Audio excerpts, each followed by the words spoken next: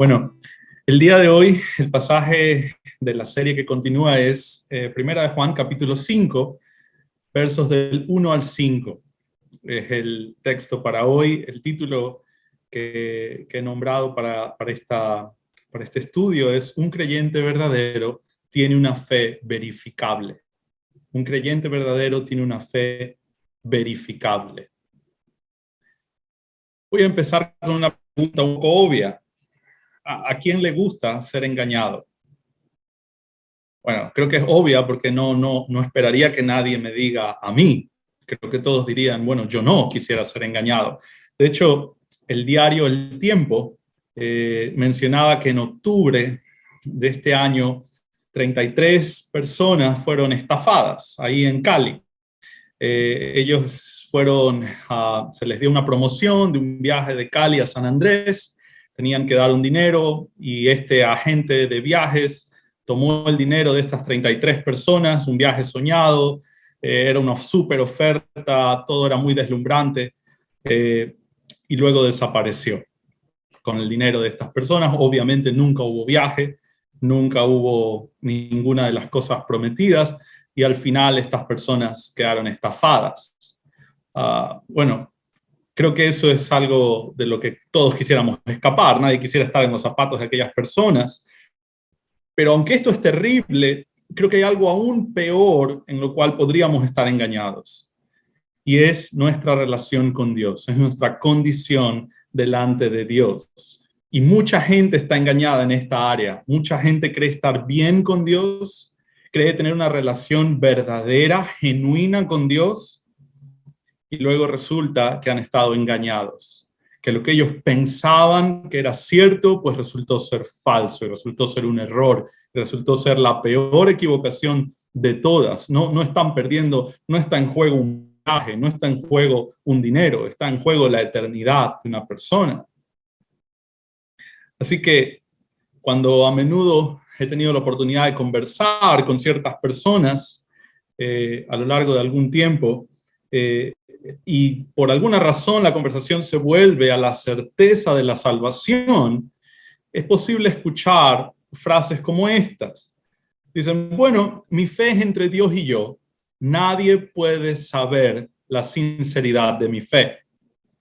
Otro argumento que he escuchado es, mi amor por Dios es personal y a mi manera. Así que nadie debe opinar. Quizás parafraseando, pero también he escuchado, nadie puede saber con certeza el estado de su relación con Dios. Eso es algo que solo Dios sabe. Así que esto claramente es un error. La Escritura nos habla de que nuestra fe no es algo inverificable.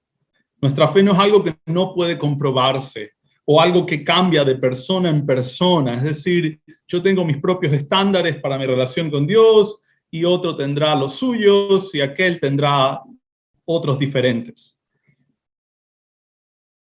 De esta manera, la Escritura nos da unos estándares generales, nos da normas o marcas, como hemos venido estudiando, ustedes han venido estudiando en Primera de Juan, marcas generales para todas las personas, en las cuales se puede tener certeza de cuál es el estado, la relación de aquella persona con Dios. Y la razón básica por la que Juan invierte todo este esfuerzo y todo este tiempo en su carta es para que la gente, sus lectores, no estén engañados, para que no tengan dudas, para que tengan certeza.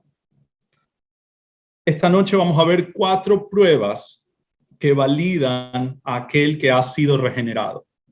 4 pruebas que validan a aquel que ha sido regenerado. La primera es fe en Cristo. La segunda es amor por sus hermanos. La tercera es obediencia a la palabra. Y finalmente, la última es victoria sobre el mundo. 4 pruebas que Juan plantea que validan el estado genuino de nuestra fe. Vamos a leer la Biblia, el pasaje que corresponde para el día de hoy, Primera de Juan, capítulo 5, versos del 1 al 5. Dice, todo aquel que cree que Jesús es el Cristo es nacido de Dios. Y todo aquel que ama al que engendró ama también al que ha sido engendrado por él. En esto conocemos que amamos a los hijos de Dios, cuando amamos a Dios y guardamos sus mandamientos. Pues este es el amor a Dios, que guardemos sus mandamientos, y sus mandamientos no son gravosos, porque todo lo que es nacido de Dios vence al mundo, y esta es la victoria que ha vencido al mundo, nuestra fe. ¿Quién es el que vence al mundo? Sino el que cree que Jesús es el Hijo de Dios.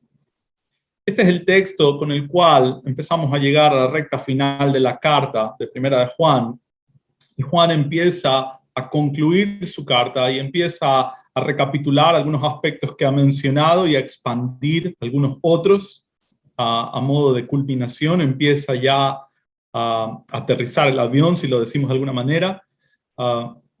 Así que rápidamente vemos cuál es el propósito que se ha venido estableciendo desde el principio de la carta, pero es recordado en este capítulo final.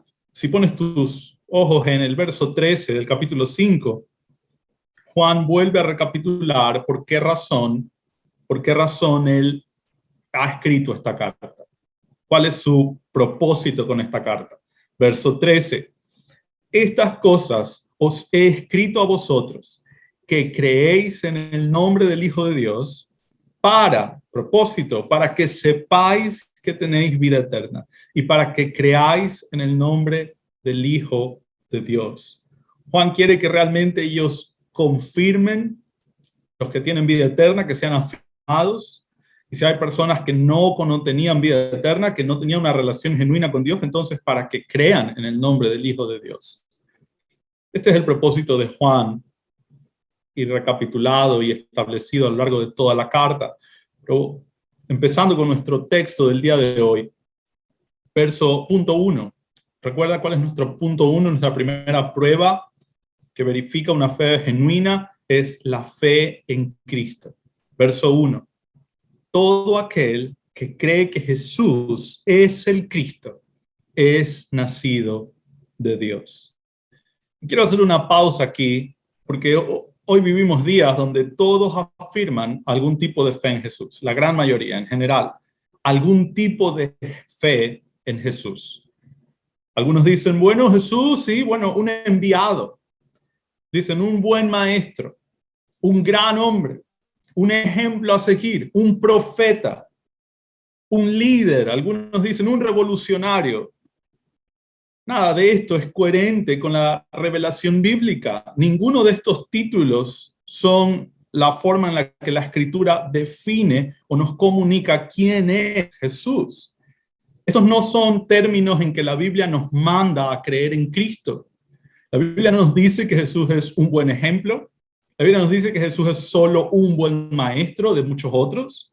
La Biblia no nos dice que Jesús fue un revolucionario queriendo cambiar la política de sus días.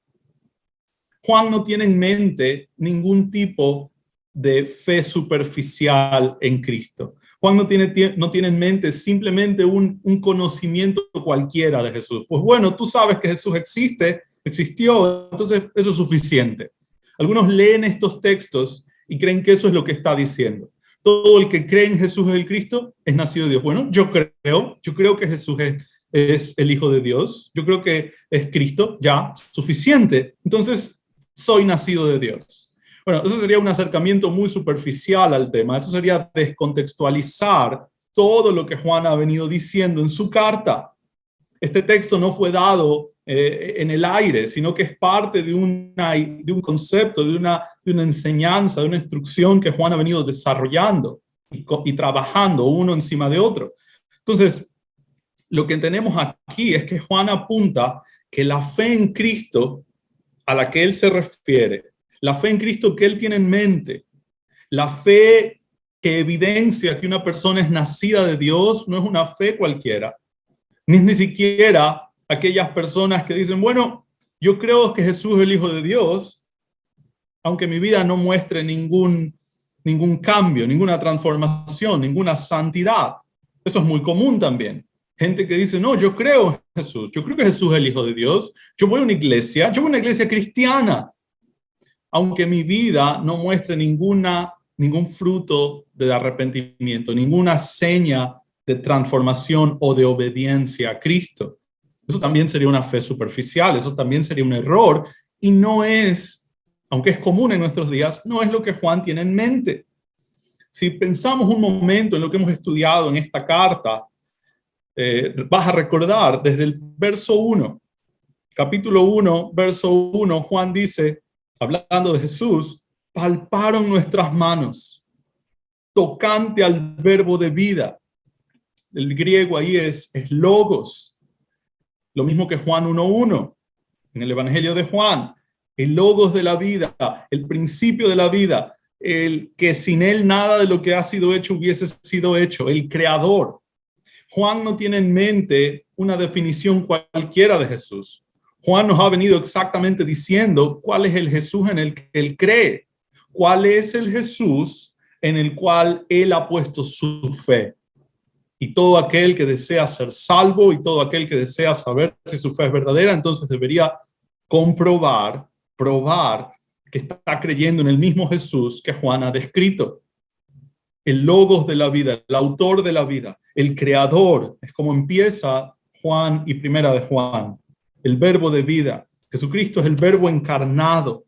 La revelación de Dios nos dice que cuando Él habla, sus palabras eran directamente las palabras de Dios. Ver a Jesús era lo mismo que ver al Padre. Los discípulos decían, Señor, muéstranos al Padre y es suficiente para nosotros. Nos basta.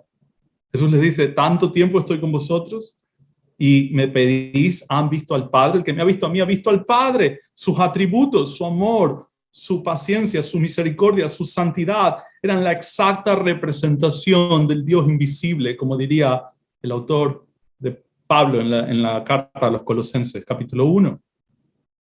Juan nos dice que Él es el creador.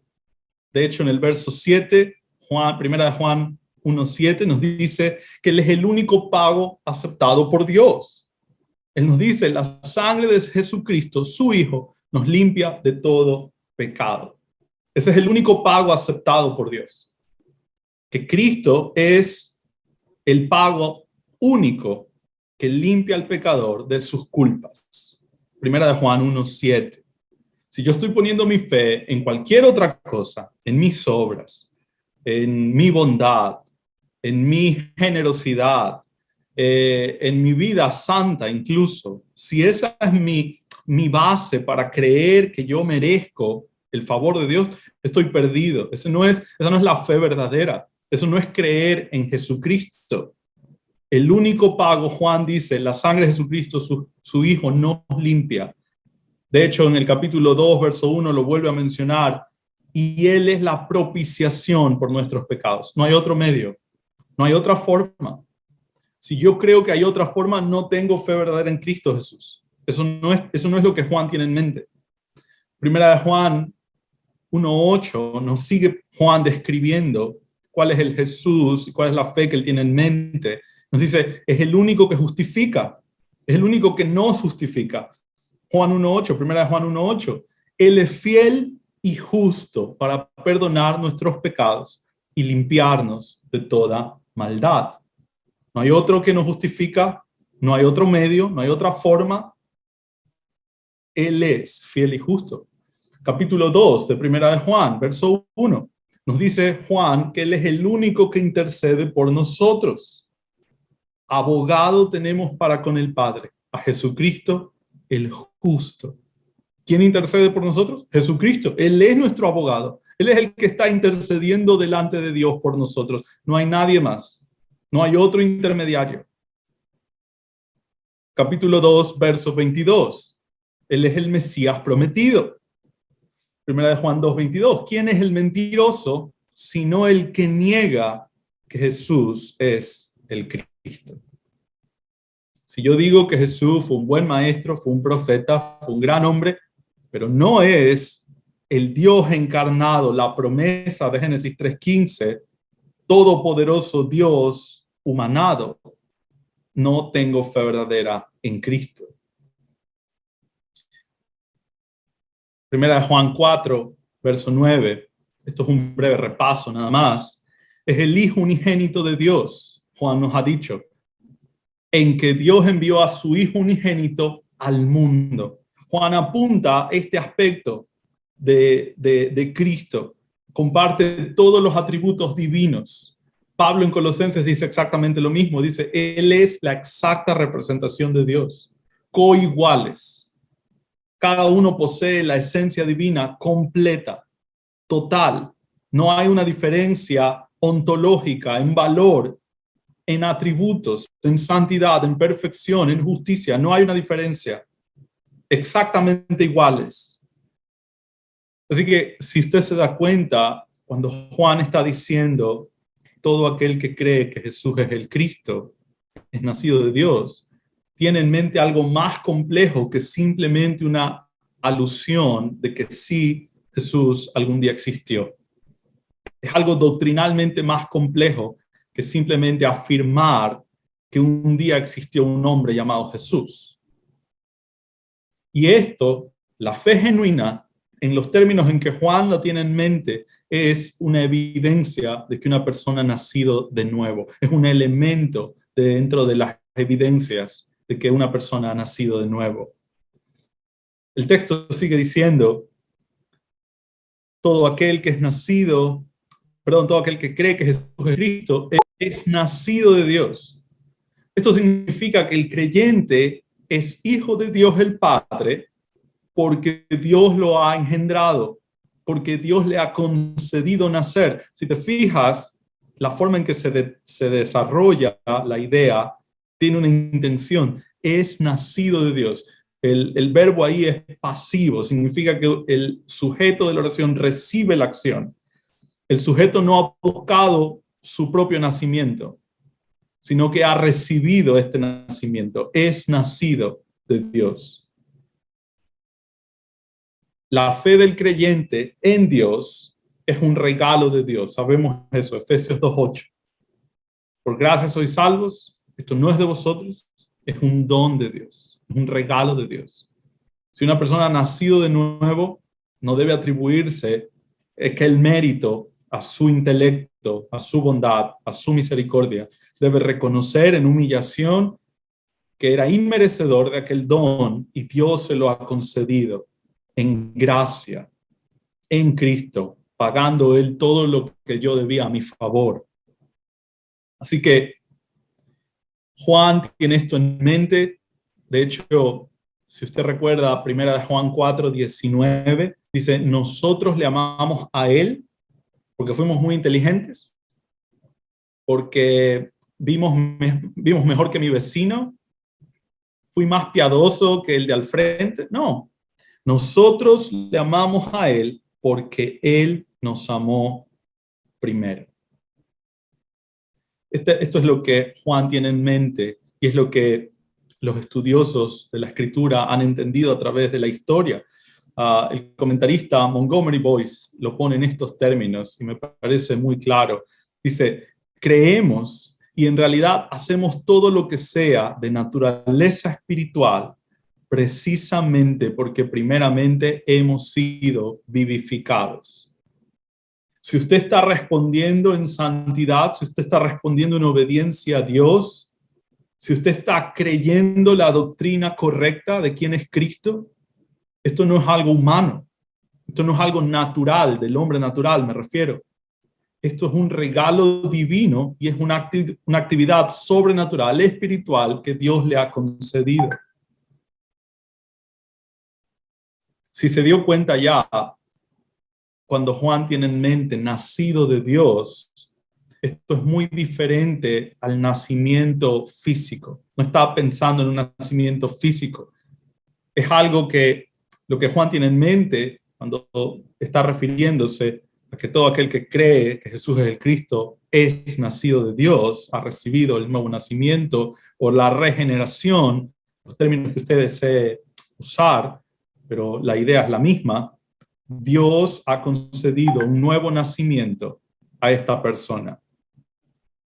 Y esto tiene lugar a través del Espíritu Santo, obrando en la vida de esta persona, cuando el Señor concede fe en Cristo Jesús. Alguien si ya se dio cuenta, lo que quiero apuntar es que alguien con una fe basada en un conocimiento no bíblico de Cristo no puede ser salvo. Partimos de eso. Si una persona no sabe quién es Cristo, no puede ser salvo. Por más que use la palabra Jesús. Si cuando él describe lo que él cree de Jesús es incompatible con la Escritura, tal persona no tiene salvación verdadera. Si yo he puesto mi fe en un Jesús cualquiera, que no es el Jesús de la Biblia, yo no tengo vida eterna. Esa es la mente de Juan. No hay confusión ahí. Eso no es algo negociable. Así que Juan escribe, por esa razón, Juan invierte todos estos versículos y todo este énfasis a lo largo de toda la carta, porque él quiere advertir acerca de personas que tenían doctrinas erróneas acerca de Cristo y necesitaban cambiar esa doctrina si querían realmente conocer y tener fe genuina en Jesús. Rápidamente, por tiempo, solo les voy a mencionar, pero a lo largo de la carta podemos ver cuáles son los errores que la gente en los tiempos de Juan estaba sosteniendo y que Juan debe corregir. Primero, no confesaban que Jesús había venido corporalmente. Ellos decían, Jesús no vino en cuerpo humano. Y esto lo vemos porque en el capítulo 4 de esta carta, Juan, en los versos 2 y 3, debe corregir esto. Y dice, en esto conoced el Espíritu de Dios. Todo espíritu que confiesa que Jesucristo ha venido en carne es de Dios. Y todo espíritu que no confiesa que Jesucristo ha venido en carne no es de Dios. Y este es el espíritu del anticristo. Entonces, podemos ver a través de la carta que personas con conceptos o con doctrinas o con teología equivocada, una cristología equivocada, no es salva. Y Juan necesita corregir eso y Juan necesita advertir eso. Otra cosa que vemos muy rápidamente por tiempo, me gustaría pausar un poco más, pero voy a hacerles correr un poco, pero no afirmaban la deidad de Cristo. Primera de Juan 4:15, todo aquel que confiese que Jesús es el Hijo con mayúscula de Dios, Dios permanece en él y él en Dios. Primera de Juan 4:9. En esto se mostró el amor de Dios para con nosotros, en que Dios envió a su Hijo unigénito al mundo, para que vivamos por él. No afirmaban tampoco algunos que Jesús era el Cristo. Primera de Juan 5:1, el texto que acabamos de leer. Todo aquel que cree que Jesús es el Cristo es nacido de Dios. Había gente diciendo que Jesús no era el Cristo, no era el Mesías esperado.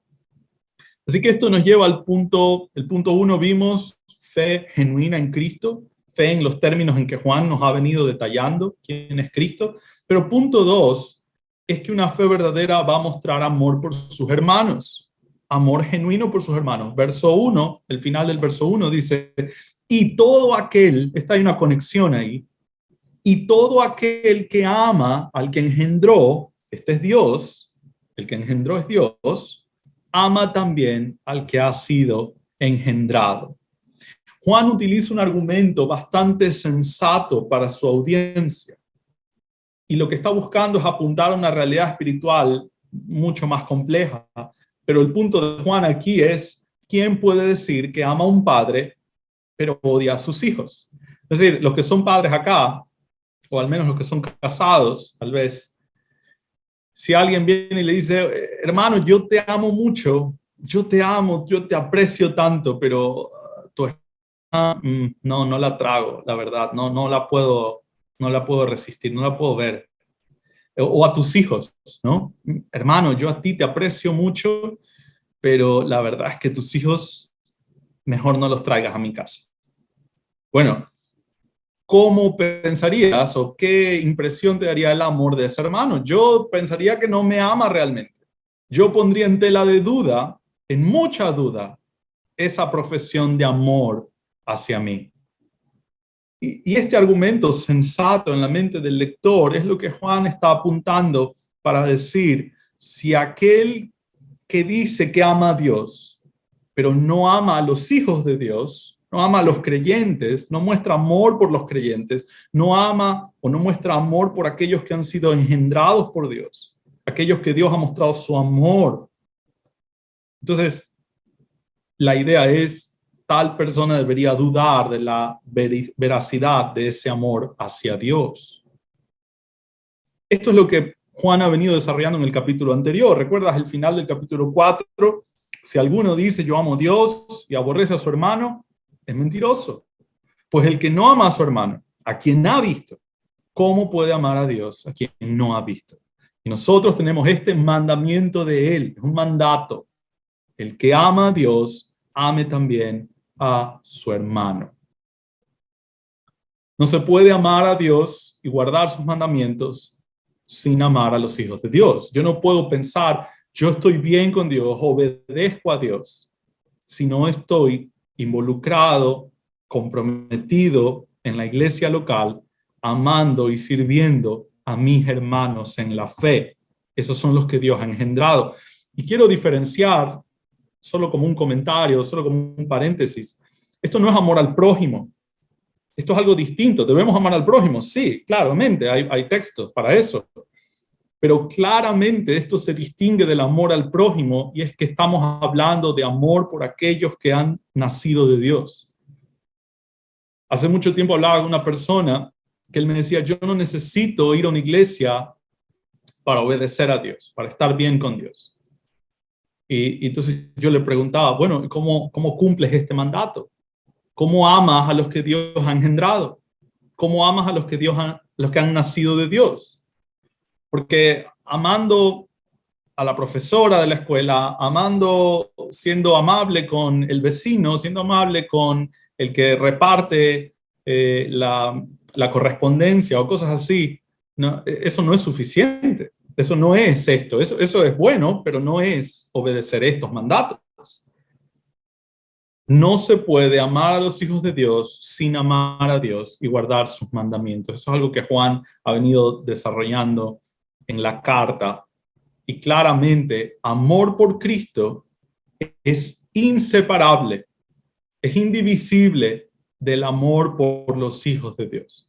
No existen creyentes solitarios, no existen cristianos sin congregación, lejos del cuerpo de Cristo, porque un deseo y un afecto natural del nuevo nacimiento es que amas a aquellos que comparten tu fe y que han sido regenerados igual que tú de tu Padre.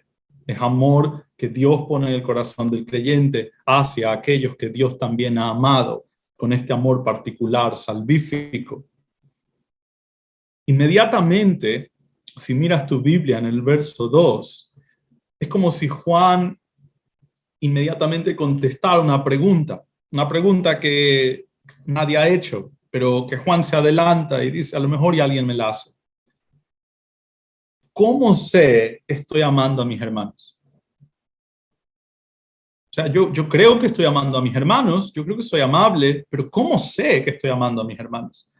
Verso 2. En esto conocemos que amamos a los hijos de Dios, cuando amamos a Dios y guardamos sus mandamientos. Juan apunta a la revelación de Dios, a lo que Dios nos ha mandado. Y rápidamente, hay mucho que compartir acá, y usted lo puede estudiar particularmente en casa con más detalle, pero yo le voy a dar algunas referencias que usted puede apuntar y luego puede revisar con más calma. Solo son algunas, hay muchas, yo solo voy a mencionar unas cuantas, pero ¿cómo sé que estoy amando a los hijos de Dios? Bueno, Juan 13:34 nos da otra vez el mandato, que se amen los unos a los otros. Juan 13:35, conocerán todos que soy mis discípulos si tienen amor los unos a los otros. Romanos 15:14 dice, amonestarse los unos a los otros. Estos son partes del amor hacia otros. Primera de Corintios 12:25, tengan cuidado los unos por los otros. Gálatas 5:13, sírvanse en amor los unos a los otros. Gálatas 6:2, lleven los unos las cargas de los otros. Efesios 4:32, sean más bien amables unos con otros, misericordiosos. Efesios 5:21, sométanse unos a otros en el temor de Cristo. Filipenses 2:3, con actitud humilde, cada uno considere al otro como superior a sí mismo. Colosenses 3, soportándose unos a otros. Esto es complicado a veces. Colosenses 3:13 también dice, perdonándose unos a otros. Alguien tiene queja contra otro, como Cristo los perdonó, así también usted. Colosenses 3:16, enseñándose unos a otros. Y hay muchos otros textos, pero Juan apunta a los mandamientos de Dios. Estoy obedeciendo los mandamientos de Dios porque cuando los obedezco estoy amando a mis hermanos. Dios me ha mandado tantas cosas con respecto a mis hermanos. Cuando estoy obedeciendo y amando a Dios, efectivamente estoy amando a mis hermanos. Cuando les enseño, cuando soy amable, cuando soy paciente, cuando soy perdonador, cuando soy servicial, cuando llevo las cargas de mis hermanos, cuando quiero ser de bendición a sus vidas. Cuando amo sacrificialmente, estimando a otros como superiores, estoy amando a los hijos de Dios. Y esto evidencia, y la razón por la que el creyente lo hace, es porque por sobre ello ama a Dios. Y por eso el amor de Dios que está en él y que mora en él, y la nueva vida que está en él, le impulsa a hacer esto. De hecho, si usted nota, hay un énfasis particular en general, no solo en las cartas de Juan, lo voy a hacer muy breve, pero hay un énfasis particular en guardar los mandamientos. Primera de Juan 2:3. Y en esto sabemos que le conocemos si guardamos sus mandamientos. Primera de Juan 3:23. Y este es su mandamiento, que creamos en el nombre de su Hijo Jesucristo y nos amemos unos a otros, como nos lo ha mandado. Juan 14:15. Si me amáis, guardad mis mandamientos. Juan 15:10. Si guardas mis mandamientos, permaneceréis en mi amor. Primera de Juan 2:4. El que dice yo he llegado a conocerle y no guarda sus mandamientos es mentiroso. Primera de Juan 2:5. El que guarda su palabra, en él verdaderamente el amor de Dios se ha perfeccionado. Primera de Juan 3:24. El que guarda sus mandamientos permanece en él y Dios en él. Lucas 6:44. Jesús, ¿y por qué me llamáis Señor, Señor, y no hacéis lo que yo digo? Y hay muchos otros pasajes donde la obediencia está conectada al amor de Dios. Si yo digo, yo puedo llenarme la boca diciendo amo a Dios, pero el verdadero termómetro que va a medir cuánto amo a Dios es claramente cuánto estoy obedeciendo en mi vida, cuánta obediencia observo en mi caminar. Lo cual nos lleva al punto 3 de los 4 puntos que vamos a ver hoy. El punto 3 es obedecer la palabra. Verso 3, de Primera de Juan, capítulo 5, verso 3. Este es el amor a Dios, que guardemos sus mandamientos, y sus mandamientos no son gravosos, no son pesados, no son difíciles de llevar. Y a diferencia, en aquellos días de Juan, incluso en los días de Jesús, los religiosos imponían cargas insufribles, inllevables, imposibles de hacer para los fieles, para los que querían seguir. Ponían cargas y pesos terribles, reglas inventadas, humanas, reglas de hombres, imposibles de llevar, que eran impuestas sobre los varones, hombres y mujeres, pero sobre los hombres. Y a diferencia de todo ello, Juan dice, los mandatos de Jesús son posibles, son ligeros de llevar. Esto es lo mismo que Jesús enseñó. Llevad mi yugo, es ligera mi carga.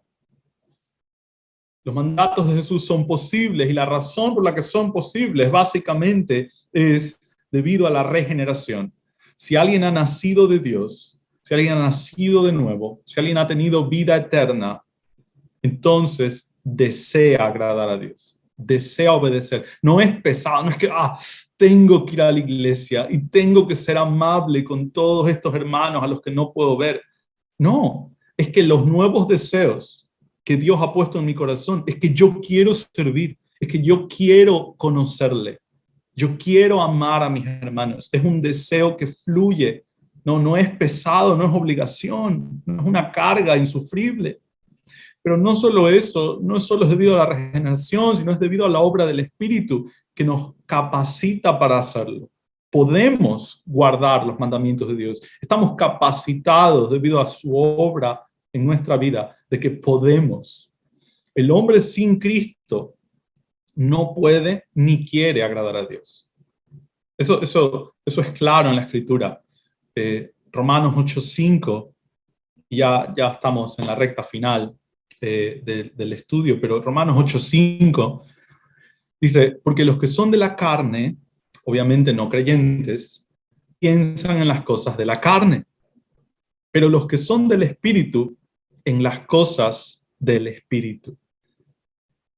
El texto sigue hablándonos acerca de esta diferenciación en que el no creyente no quiere ni puede agradar a Dios. No tiene la capacidad, está muerto en delitos y pecados, Efesios 2, está muerto. No solo eso, no tiene el deseo tampoco. Su mente está ocupada en las cosas de este mundo, en las cosas perversas de este mundo. Así que claramente Juan quiere confirmarnos que el amor a Dios no son solo buenas intenciones. El amor a Dios no son solo palabras bonitas, que yo voy a una iglesia y que yo amo a Dios, sino que es un fruto de una vida transformada. Son hechos verificables. La verdadera fe es verificable, es comprobable, es visible para otros. Y es visible porque se muestra en la forma en que amo y obedezco los mandatos de Dios. Así que, punto final, punto 4.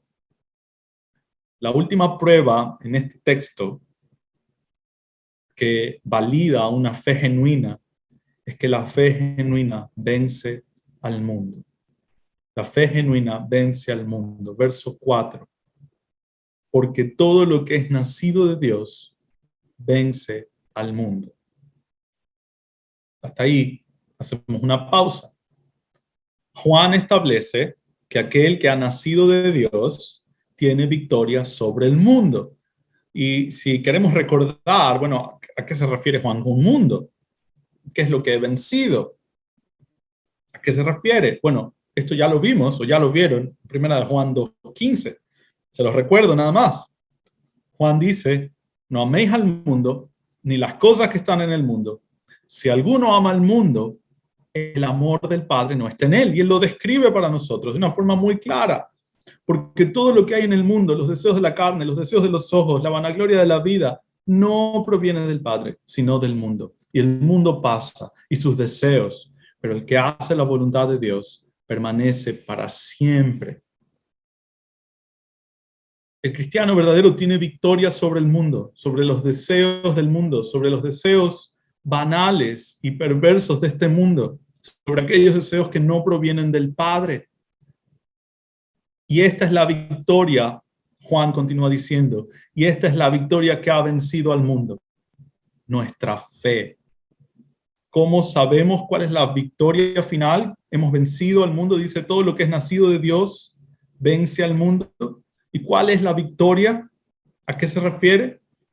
Bueno, la victoria que ha vencido el mundo es nuestra fe, la fe que nos ha sido dada, esa fe que se nos ha regalado. Jesús es nuestro vencedor.